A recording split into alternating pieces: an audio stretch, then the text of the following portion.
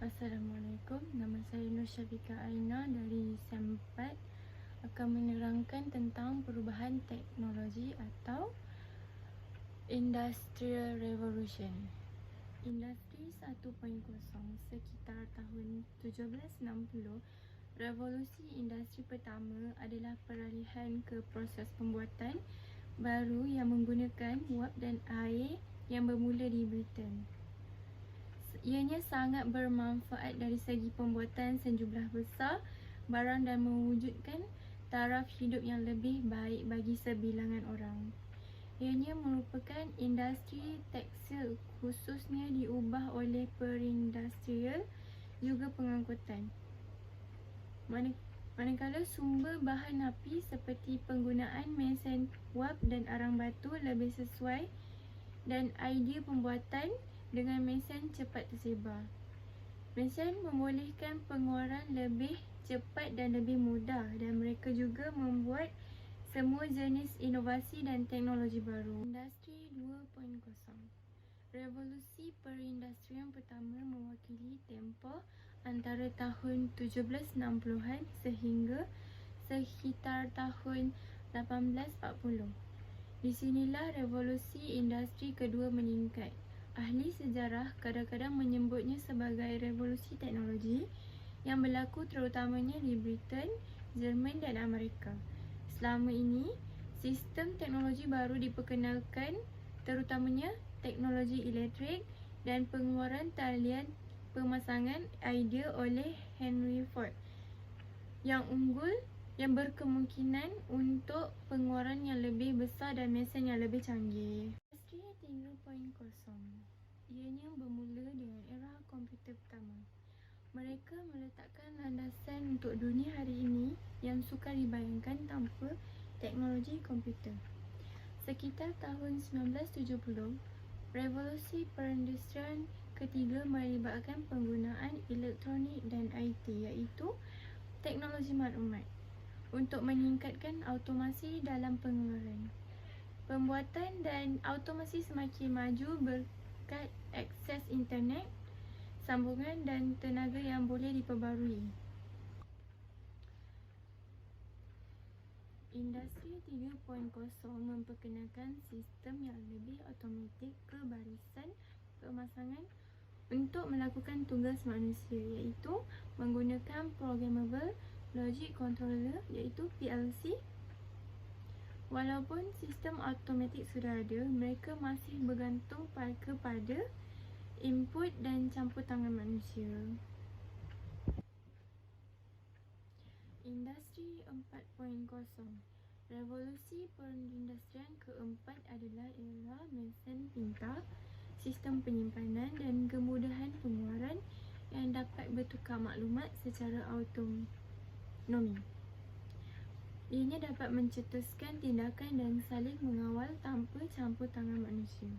Pertukaran maklumat ini dimungkinkan dengan Industrial Internet of Things, iaitu IIoT. Seperti yang kita ketahui sekarang, unsur utama Industri 4.0 merangkumi 4 faktor utama. Yang pertama, sistem fizikal cyber, iaitu peranti mekanikal yang dijalankan oleh algoritma berasaskan komputer. Yang kedua, Internet of Things, iaitu IoT, rangkaian alat mesin dan kenderaan yang saling berkaitan yang disertakan dengan keupayaan pengibasan dan pemantauan berkomputer. Yang ketiga, perkomputeran awam, iaitu hosting rangkaian di luar tapak dan sandaran data. Dan yang terakhir, perkomputeran kognitif, iaitu platform teknologi yang menggunakan kecerdasan pembuatan. Industri 4.0 mula bergerak menuju ke Industri 5.0 ketika kita mulai mengizinkan pelanggan menyuaikan apa yang mereka inginkan.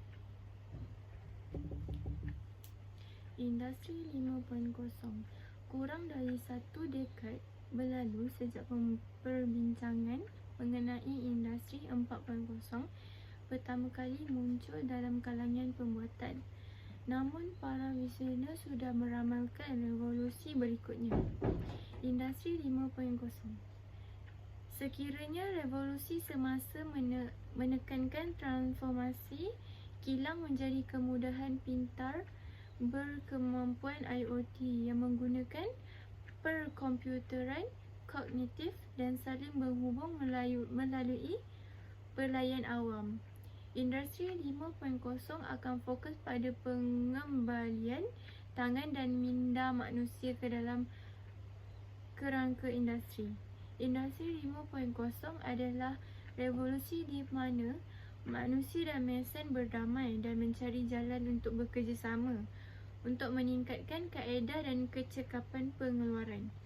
Cukup lucu, revolusi kelima sudah dapat dilaksanakan di antara syarikat yang kini menerapkan prinsip-prinsip Industri 4.0. Walau bagaimanapun, pengeluaran mula menggunakan teknologi yang canggih. Mereka tidak langsung mengumpulkan banyak tenaga kerja yang sepenuhnya terhadap komputerisasi. Seterusnya, Industri 6.0. Semikonduktor dan tambahan membawa kepada sensor dalam sistem mekanik maklum balas yang lebih baik. Proses pembuatan robot yang lebih baik. Ianya perisian yang menjadi lebih canggih dan dapat dirasakan dengan lebih bagus. Persekitaran dalam sistem CAM menghasilkan kualiti melebihi apa yang dapat dihasilkan oleh manusia. Industri yang terakhir ialah industri yang telah dibangunkan di negara Jepun, iaitu Industri 7.0. Antara interfeis CAD dan CAM diperkemaskan oleh pemikiran manusia dan bahan dicetak dalam bentuk 3D yang berasaskan keperluan sosio-ekonomi.